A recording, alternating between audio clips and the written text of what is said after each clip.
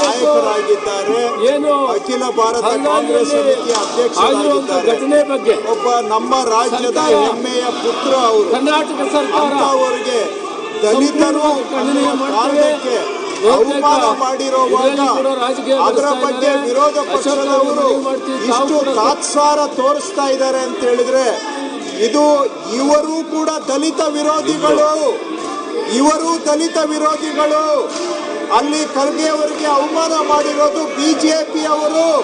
ಇವತ್ತು ಈ ಬಿಜೆಪಿ ಪ್ರತಿಪಕ್ಷದವರು ಅಲ್ಲಿಯ ಬಿಜೆಪಿ ಕಾರ್ಯಕರ್ತರನ್ನು ಸಮರ್ಥನೆ ಮಾಡುವ ರೀತಿಯಲ್ಲಿ ಸದನದಲ್ಲಿ ನಡೆದುಕೊಂಡು ಇವತ್ತು ಆ ಮಾಡಿರುವ ಅಪರಾಧದ ಕೃತ್ಯ, ಸಂವಿಧಾನ ಬಾಹಿರ ಕೃತ್ಯ, ದಲಿತರ ಅವಮಾನಕ್ಕೆ ಇವತ್ತು ಇವರು ಕೂಡ ಪರೋಕ್ಷವಾಗಿ ಬೆಂಬಲಿಸ್ತಾ ಇದ್ದಾರೆ.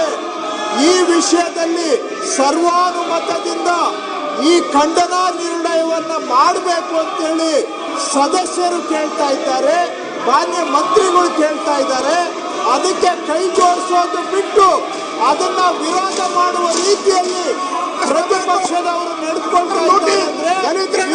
ಖರ್ಗೆ ಅವರ ಅವಮಾನಕ್ಕೆ ಇವರು ಬಿಜೆಪಿ ಕಾರ್ಯಕರ್ತರಿಗೆ ಇವರು ಬೆಂಬಲ ಕೊಡ್ತಾ ಇದ್ದಾರೆ. ಇವರು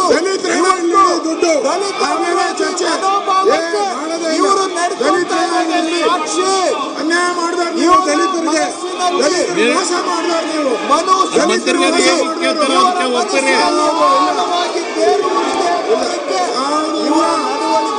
ಸಾಕ್ಷಿ ಇವರಿಗೆ ಏನಾದ್ರೂ ಆತ್ಮಸಾಕ್ಷಿ ಇದ್ದರೆ ಅಥವಾ ದಲಿತರ ಬಗ್ಗೆ ಗೌರವ ಇದ್ದರೆ ಈ ಖಂಡನಾ ನಿರ್ಣಯಕ್ಕೆ ಅವರು ಕೈ ಜೋಡಿಸಿ ಸದನದಲ್ಲಿ ಸರ್ವಾನುಮತದಿಂದ ಖಂಡನಾ ನಿರ್ಣಯವನ್ನು ಅಂಗೀಕಾರ ಮಾಡಿದ್ರೆ ಇವರು ಕೂಡ ಈ ವಿಷಯದಲ್ಲಿ ಇದೆ ಅಂತ ಒಪ್ಪಬಹುದು.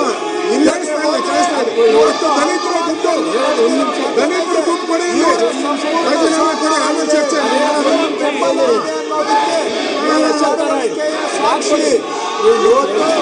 ದೇಶದ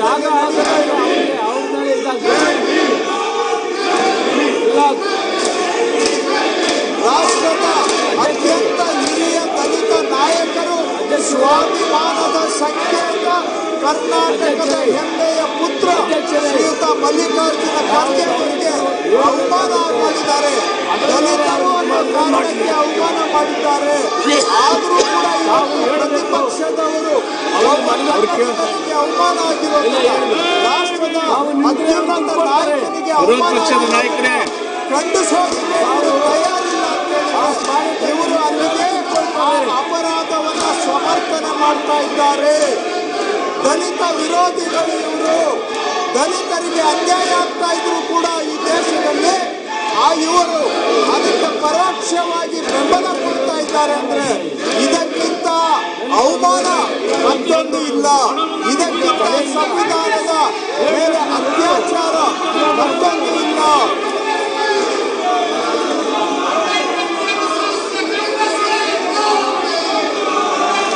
ದಲಿತ ವಿರೋಧಿ ಬಿಜೆಪಿಯವರು ದಲಿತ ವಿರೋಧಿಗಳು.